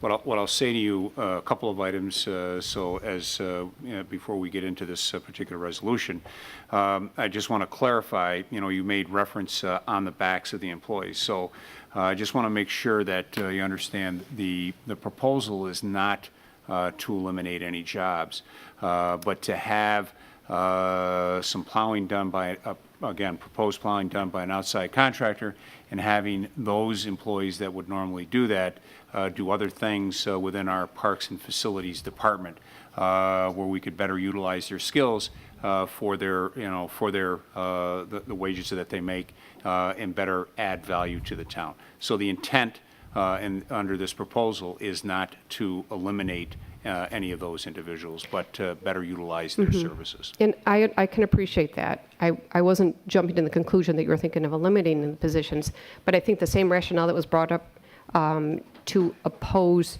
awarding an outside contract for the residential roads, I think the same would stand for awarding an outside contract for the parking lots as well. So I would encourage you to reconsider that. And for those board members that are going to be voting on this tonight, to vote against it. Thanks. Other comments? Yes, Jeff, please. And then Jerry after that? No? No? Okay. Jeff Burns? Hi, Jeff Burns again, 39 Scarborough Park in Penfield. And going forward with what Tim and with what Mel said, I had a couple of questions concerning the proposal concerning the parking lots. The proposal itself, as Jim Peters mentioned with the previous proposal, it has in the second paragraph, it has something about that there were sealed bids that were received, open and read publicly, and then there's a colon, but there's nothing after the colon. Is that was what was shown online today with on the agenda? Is there a list of how many proposals? There is a list, Jeff, yes. Okay. And is that something that, again, getting to the idea of the process that Mel brought up, I understand there's a request for proposals now for grass cutting as well in the parks and things. That's correct. So there are similar, possible programs to test out outsourcing in various areas. I would like to see a little more information on those things in terms of when we have the sealed proposals, can they be made public? Or I understand that they're read aloud, and if it could be even on video on the, on the PCTV or something, or published online, that would be helpful to see. And a question I have related to this too is, what was the town has obviously calculated what the town's costs would be using town employees and equipment.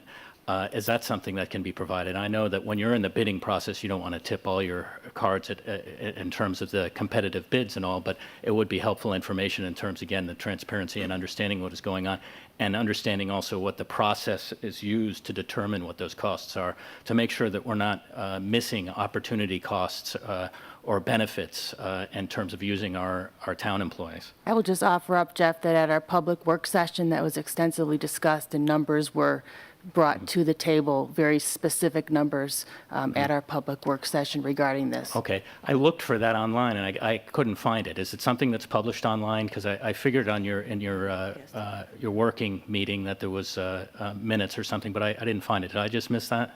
I don't believe we've had the minutes come for approval yet minutes by to come. our That by our usually takes procedure. a couple of weeks after. By our procedure, yeah. Yeah. Well, again, it would be helpful before a meeting like this if we had an opportunity to see if there was such a discussion like that, to see those types of that type We of had people information. here who were interested in that topic who were able to listen and got some information that night. So I was pleased that they showed up Yeah. to the public session. Okay. But I think publicly, again, if it was online, that would provide a bit more transparency to what's happening, and we'd have greater understanding of what's going on. So I guess that's about it. All right, that's all I wanted to cover right now. Thank you. Thanks, Jeff. Thank you very much. Other comments about any other items? Please come forward if you would, Todd. Thank you. And again, for the record, Tom MacArthur, for our town clerk. Thank you. I just wanted to put it on record, Mr. Supervisor. The Highway Department and the Parks Department have done 3 full plowing events, if you will, already this year without any help from the contractors. The Parks Department has cleared all the town parking lots and all the sidewalks, and they look great, and they did it in a timely fashion. So, and one other thing, you mentioned the word big picture earlier. I know you were speaking in terms of cost, but I am the big picture. All these guys over here are the big picture. You have a lot of money invested in us in training and time. And we have a lot of hours separated from our family, so we are your big picture. Thanks. Okay. Other questions, comments, items? Okay. We'll then move on to, we've already covered additions and deletions. If you're following on your agenda, we've already covered that got moved up. We have approval of minutes. We have the November 16th, 2013. November 6th. November 6th, 2013 minutes before us. I'd like to move that the minutes of November 6th be approved. I'll second that. It's been moved and seconded. Discussion on those minutes? Seeing no discussion, a roll call vote, please.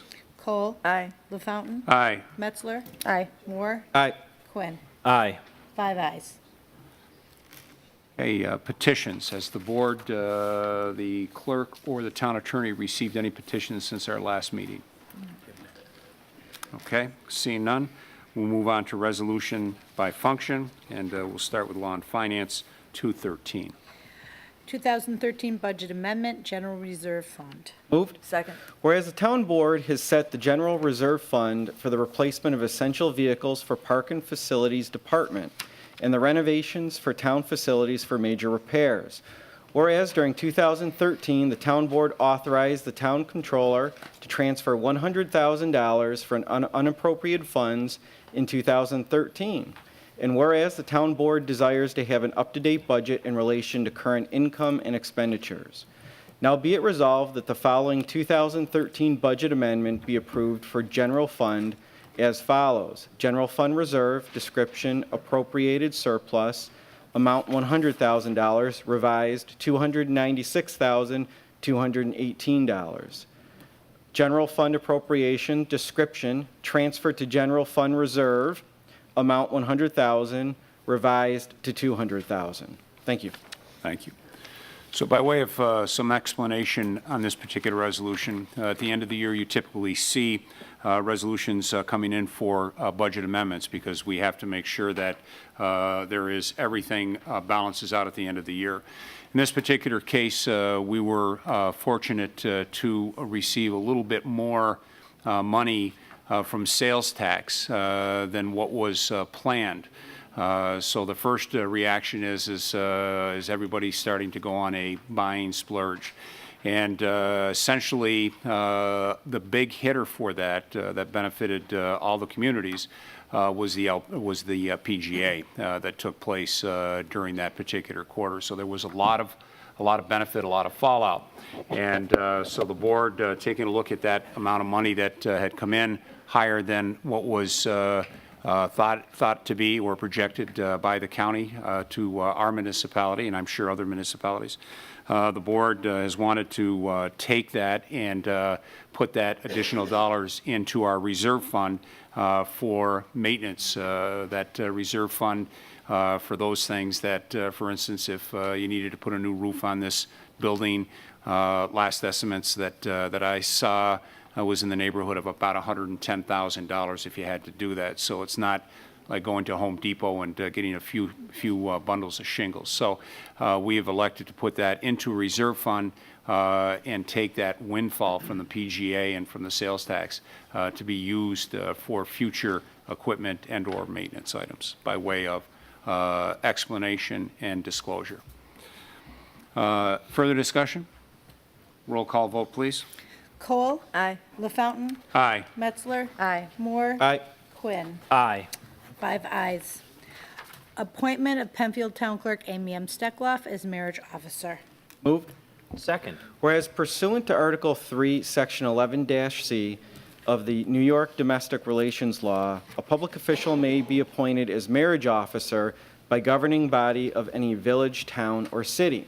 Whereas Penfield Town Clerk Amy M. Steckloff has requests to perform marriage ceremonies from residents and others who do not want a member of clergy or court to perform the marriage ceremony. Whereas the town board of the town of Penfield would like to offer the greatest flexibility to our residents and their families. Now therefore be it resolved that pursuant to the provisions of such section 11-C of the Domestic Relation Law, Amy Steckloff, town clerk, is hereby appointed a marriage officer for the town of Penfield. And be it further resolved that this appointment shall take effect on January 1st, 2014 through December 31st, 2017. Be it further resolved that the town clerk, Amy Steckloff, shall receive no additional salary from the town of Penfield for said position. However, she may accept a stipend up to $75 per ceremony at any ceremony at which she officiates in accordance to Article 3, Section 11-C of the New York State Domestic Relations Law, provided the ceremony is not performed at any town facility during normal town business hours, Monday through Friday, 9 a.m. to 5 p.m. Thank you. Thank you. Discussion. I think self-explanatory. Anyone would like to get married, please see Amy. Anyone would like to renew their vows, please see Amy. I will say, Supervisor LaFountain, that it's been great to be able to have the opportunity to give this option to a number of our residents. It's been fairly popular. You appointed me, and the town board appointed me a few months ago, and it's been widely popular. So I appreciate the town board putting this resolution forth, and I do hope to be able to continue this option for our residents. Is this a first for the town, Mr. Supervisor? Out of order, the answer is no.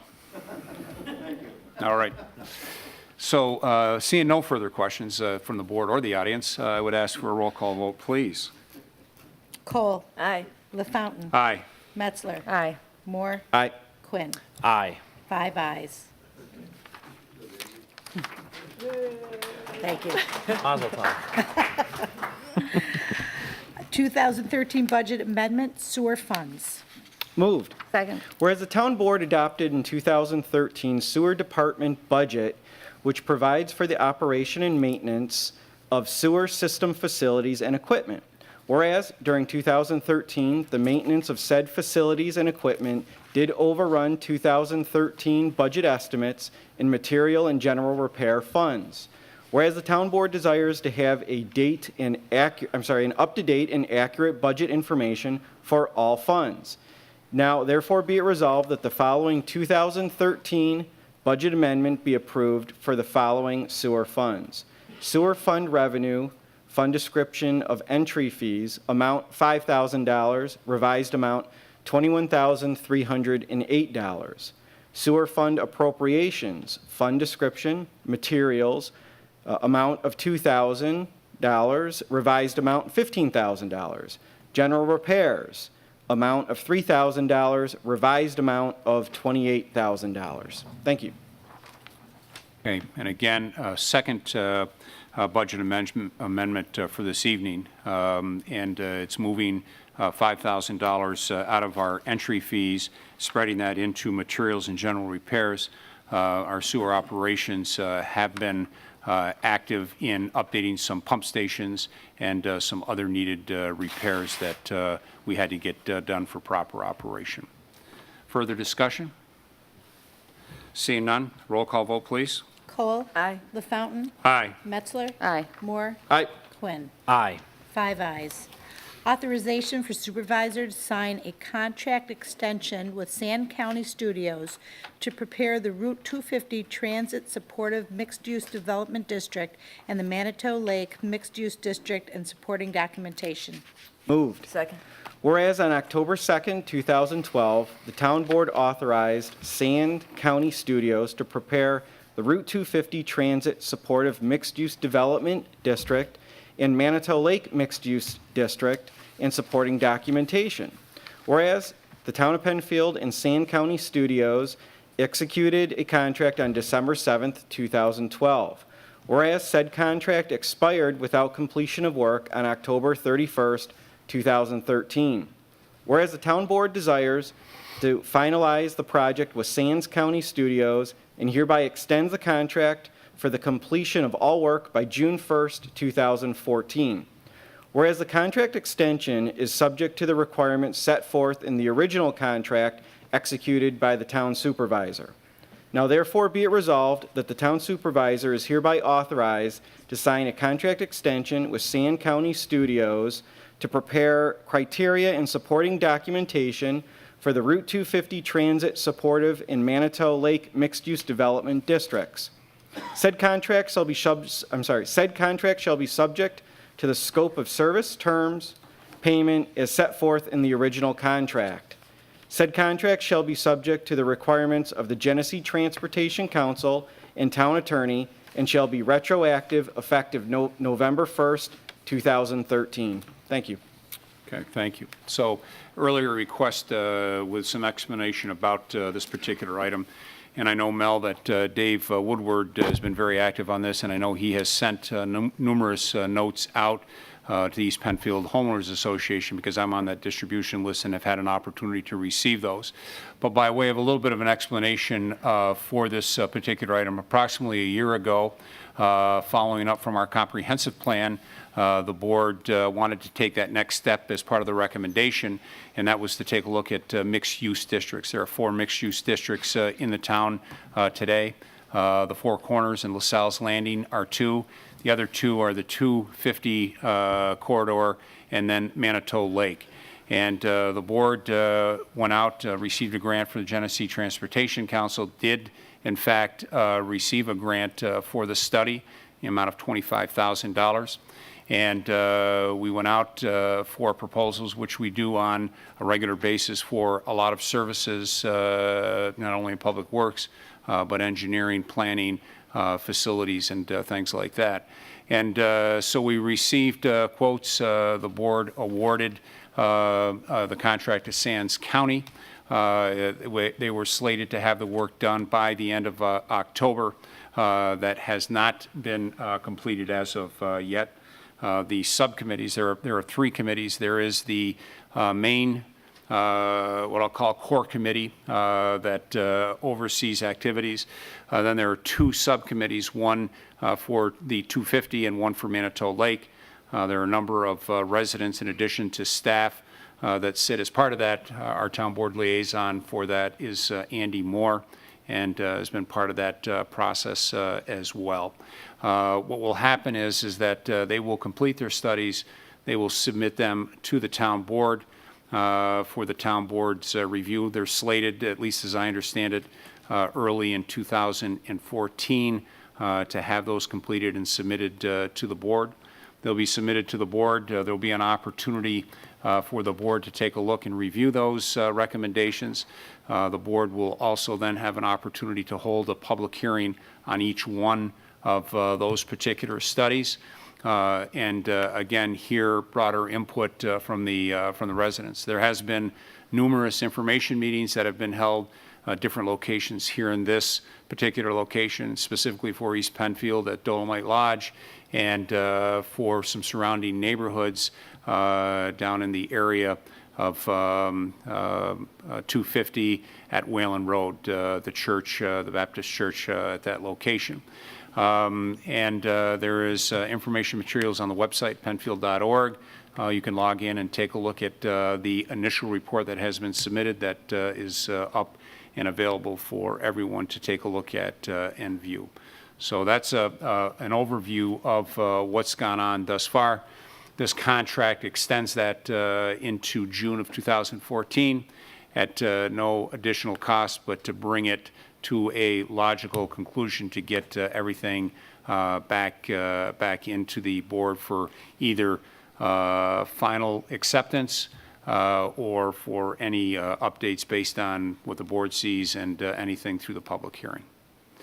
So with that, board, I would ask any further questions, comments, additions to that. Seeing none, then I would ask for a roll call on that. Cole. Aye. LaFountain. Aye. Metzler. Aye. Moore. Aye. Quinn. Aye. 5 ayes. Final roadway dedication for 2013. Moved. Second? The following developers and owners have made application to the Highway Department of the Town of Penfield for the final dedication of town highways, as noted in the following, described more fully on subdivision plat maps listed below. This has been approved by the planning board, are dedicated and released the necessary lands owned by them for the proposed highways. Pride Mark Homes, Arbor Ridge Subdivision, Section 3, Ashby Circle.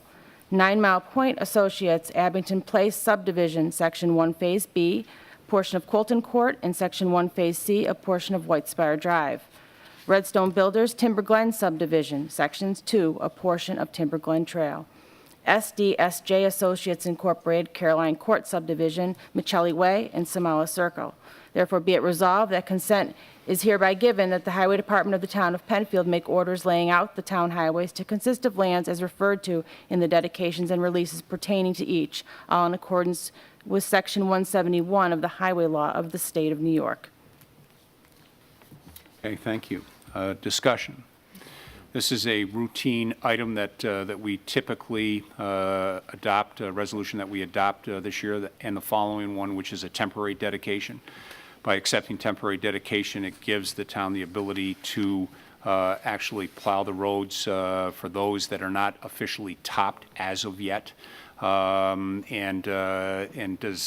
keeps the town harmless from any damage to that, and that is the responsibility of the developer, so that next year at this time, you will see these, in the next resolution, you'll see them coming up for a final adoption, and that's provided that any damage has been taken care of, topped properly, and fully inspected by our engineering staff.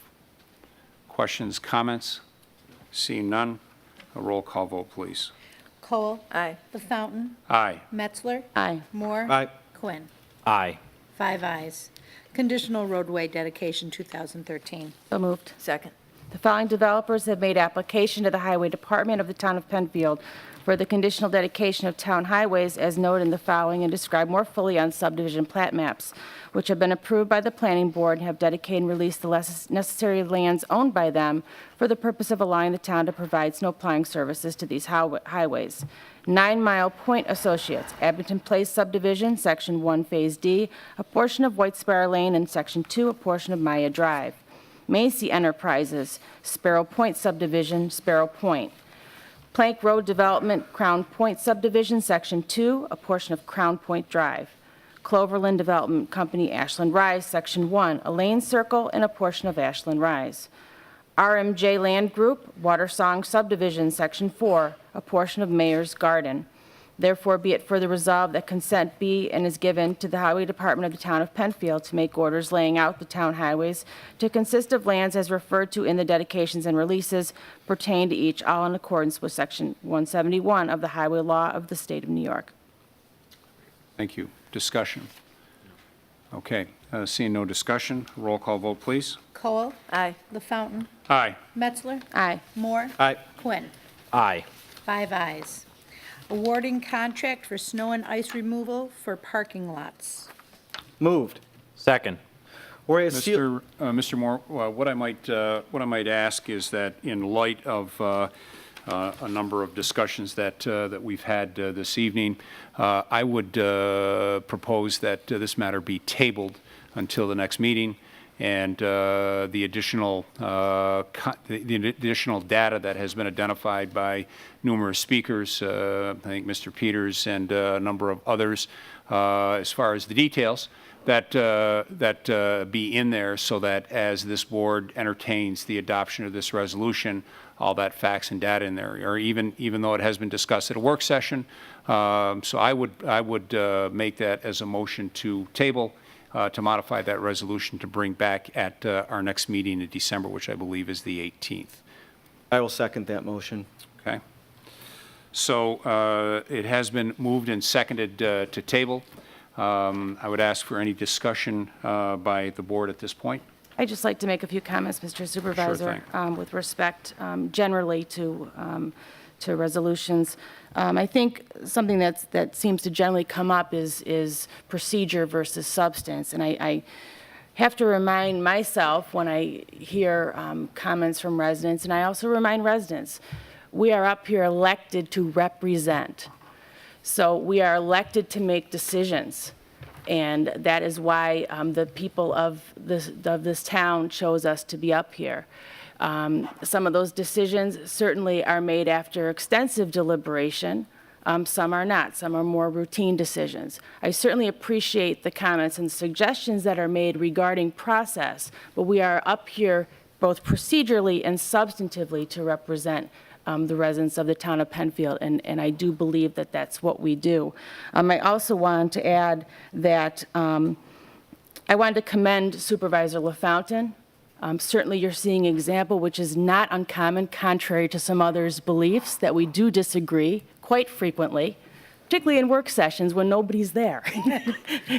But I wanted to commend Supervisor LaFountain. I have not worked in a branch of government or in a municipality where there is a leader who has taken such strides to cut costs and to streamline processes for the taxpayers of that municipality.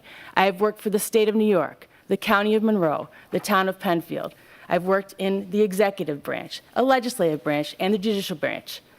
I have seen a lot of waste. I've seen a lot of people who don't care. They think they've got toy money they're working with. I've worked in an office where I was told I could not keep the old furniture in that office. They threw a new catalog of furniture, and I won't even tell you how many thousands of dollars were spent on my office furniture. So I commend Supervisor LaFountain for continuing to look at ways. We have to vet these things out. We have to vet out these opportunities.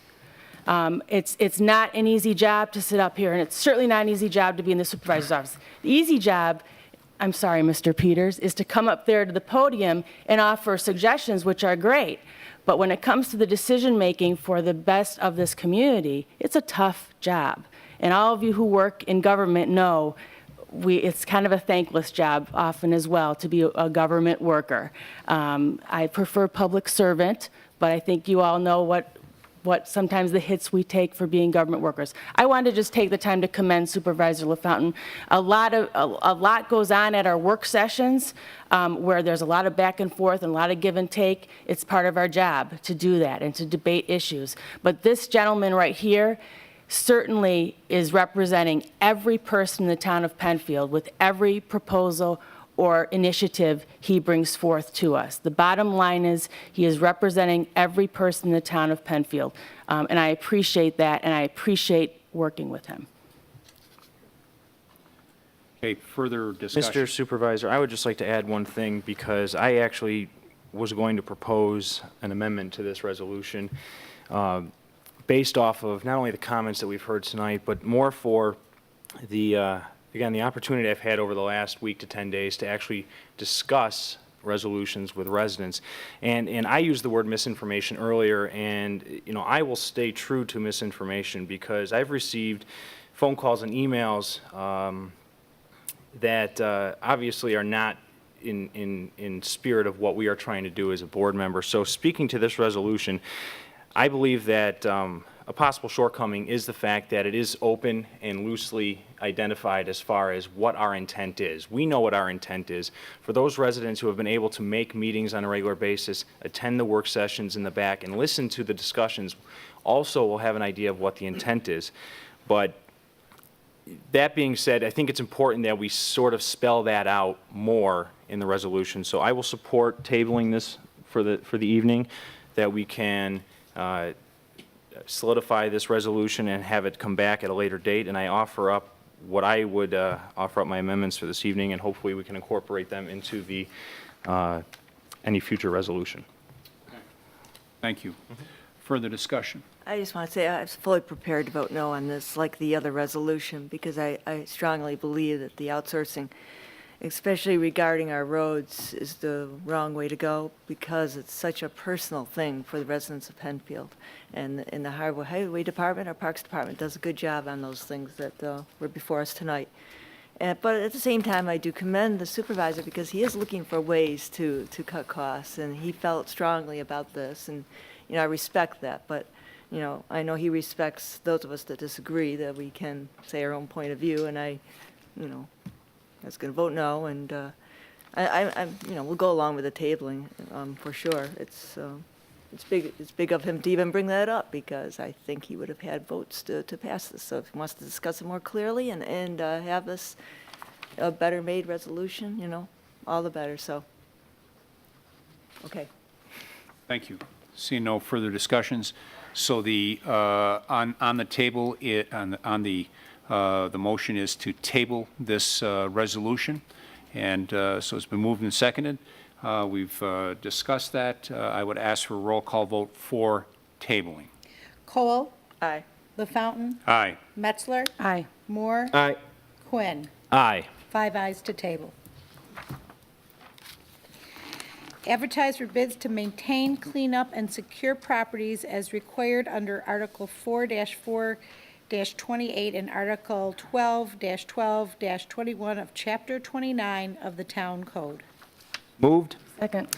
Whereas the purpose of Article 4-4-28 and Article 12-12-21 of Chapter 29 of the Town Code is to prevent the gradual encroachment of blight, deterioration, unsightliness, and property devaluation, and to assure the safety, health, protection, and general welfare of persons and property in the town of Penfield. And whereas the Building and Zoning Office has the need to maintain or secure properties failing to comply with the minimum requirement of Article 4-4-28 and Article 12-12-21 of Chapter 29 of the Code. Now therefore be it resolved that the Building and Zoning Administrator be, and hereby is authorized to advertise in a manner prescribed by law for sealed proposals for the maintenance, cleanup, and securing of properties that have failed to be maintained in accordance with the town code requirements. And be it further resolved that the services covered by such proposals shall be in accordance with the specifications prepared by the building and zoning administrator. Sealed proposals are to be received in the office of the town clerk until 11 a.m. local time Friday, January 3rd, 2014, and there and then to be opened by the town clerk. Thank you. Thank you. Discussion. This is an annual resolution that we put forth. Unfortunately, we have a number of properties that fall into disrepair, typically around those homes that are foreclosed, abandoned, and et cetera. And this resolution allows the town to go in and actually maintain those properties and then charge it to the tax bill for that particular property. A majority of it is lawn cutting, but occasionally we have to board homes up and do some other things. And again, last year, we've done this for many, many years, but for last year, we actually identified 2 contractors to do that work and to share that unfortunate series of events that has to take place to do that. So again, we go out for bid each year. Those bids can be picked up and viewed at the town clerk's office, and once the bids have been received, they'll be reviewed at a work session that everyone is welcome to attend. Further discussion? Roll call vote, please. Cole. Aye. LaFountain. Aye. Metzler. Aye. Moore. Aye. Quinn. Aye. 5 ayes. Authorization for supervisor to sign recreation contracts. So moved. Second. This authorizes the town supervisor to sign 39 recreation contracts, and they're all for programs that are taking place this winter and through the spring. They'll be in the recreation brochure that comes out in the winter. Thank you. Discussion by the board? Seeing none, a roll call vote, please. Cole. Aye. LaFountain. Aye. Metzler. Aye. Moore. Aye. Quinn. Aye. 5 ayes. Great, thank you. We've got a couple of other items. One more public participation that you have the opportunity to come and speak before the board on any item. You can do that by being here in the chambers, 340-8771, penfield.org, or hashtag PenfieldTB. Next item on the agenda is old business. Any old business to come before the board tonight? Seeing none, is there any new business to come before the board this evening? Again, seeing none, our second public participation. Is there anyone currently in the audience that would like to address the board? Mr. Murphy's got his hand up first.